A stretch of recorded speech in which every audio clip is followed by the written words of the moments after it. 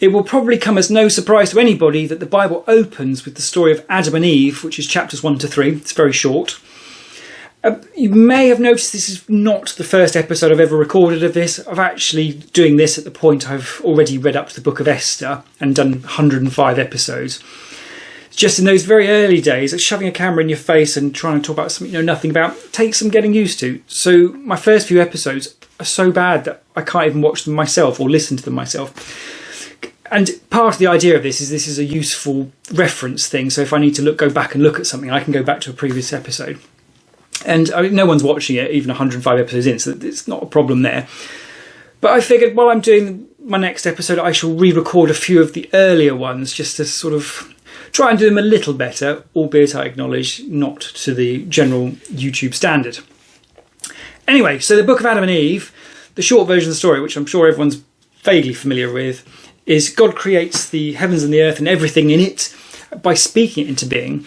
Interestingly, I think that's actually semi-unique, or I'm not aware of another theological origin story. You get all the Mesopotamian gods and all the rest of it. And my understanding of those is that these gods are created from something else, so they're already within the universe. I think this one, as far as I'm aware, is the only god who's actually creating the universe and time and space and everything from the outset.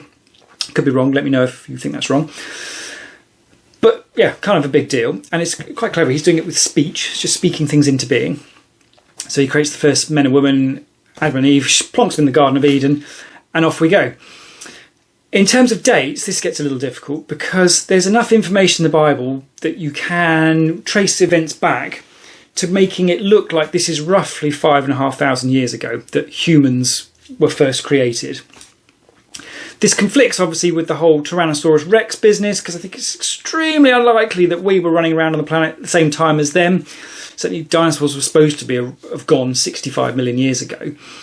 So there should have been no overlap in that sense, but which there would have been if the young Earth creationist idea is true. At the time I originally recorded this episode, I didn't realise that was even a thing. I thought no one actually thinks that, but no, apparently there are plenty of people who actually do. The difficulty with that, of course, is that by definition of what the word reason means, if you hold a view that conflicts with all the available data, you're by definition unreasonable. Therefore, it's going to be a difficult position to hang on to. So anyway, Adam and Eve are plonked in this garden, and God says you can basically help yourself to stuff. There's no mention of whether you can eat animals at this point, but the trees otherwise are all fine. Except God says there's one particular tree that you can't touch, and this is the tree of the knowledge of good and evil. It's not clear why it's banned to eat from this tree of knowledge of good and evil, but God toddles off anyway, leaves Adam and Eve in the garden, and with all that sort of temptation sitting around there. And then along comes Kaa the snake from the Jungle Book, probably not actually Kaa the snake, and tells Eve that God didn't actually mean that, you can eat this and it'll all be fine. So Eve eats from this fruit and gives some to Adam, and he eats it as well. Interestingly, as part of this, God had said, if you eat from this tree, then you will surely die. But they don't, or they do die eventually, but they don't die as a direct result, it seems, of eating this fruit. So it's a little bit strange. What does happen, though, is before eating the fruit, that Adam and Eve were skipping around all naked and quite happy and no worries. After that, suddenly they have to make clothes for themselves and they get all modest and all the rest of it, and it's very strange. But it looks like almost like a mechanism for maturity. Or I suppose you've got eating from the tree of the knowledge of good and evil. Knowledge of good and evil is it reasonable to call that a proxy for consciousness? So that looks like humanity achieving consciousness, I think. And then suddenly they've got this gone from quite happy, no, not a care in the world, almost childlike, to dressed up, modesty and all the rest of that. So it's like within that you've got them achieving consciousness and maturing somewhat from being like childlike to more grown up. Something like that, maybe. God, anyway, is mightily miffed about them nicking this fruit.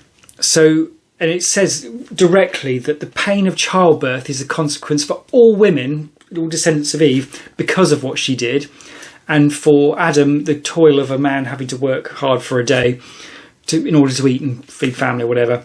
that is direct punishment. There's also what has a shout of being potentially the worst punishment you can possibly imagine, in that God says he puts enmity between people as a result of Adam and Eve's sinning. And you just think, well, any problem in the world, apart from natural disasters, will tend to come back to some sort of enmity between people, you'd think. I mean, certainly wars and famines through people running things badly. So it's pretty extreme as punishments go. It ends up anyway with Adam and Eve kicked out of the Garden of Eden, and then some cherubim and some flaming swords that waft around the place stop them going back in. So what do you do with that? In the short version of that story anyway, basically all that happens, God creates everything, the universe, creates humanity, tells them not to do something, they do it anyway. In the process they seem to achieve consciousness, and they bring an awful lot of suffering to the world because of it, and are banished from their happy place. In terms of what to do with that, that's even harder. There is nothing in this book that seems to be trying to claim that it's literally true. I gather this was supposedly written by Moses. The first 5 books of the Bible were written by Moses, who by definition was a long time after this, so he's writing about the past. He wasn't there, clearly. It doesn't sound like there's any need to take this literally, and actually if you do take it literally, there are some problems, not least, for example, God putting people in the Garden of Eden saying, don't touch that. Knowing perfectly well, if you tell anyone not to touch that, someone's going to touch it, aren't they? So it would have a whiff of a trap about it, which doesn't make a great deal of sense. It seems more to illustrate that humanity had a choice and achieved consciousness, and then changed as a result of it, I think.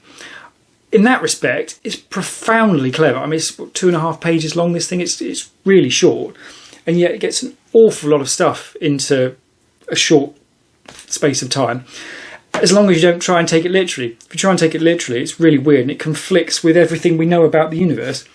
If you don't take it literally, it's pretty amazing, I'd say. So, yeah, I think we're going to have to call it as a metaphorical story.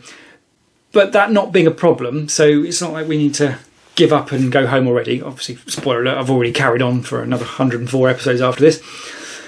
But yeah, so a brilliant story, worth reading. It's going to take you a couple of minutes to do it. But yeah, we'll carry on and see in the next episode that already is out. You can see what happens from Adam and Eve and what happens with Cain and Abel. I will fix that episode at some point as well, so I'll re-record that. But yeah, great start to the Bible, and on we go.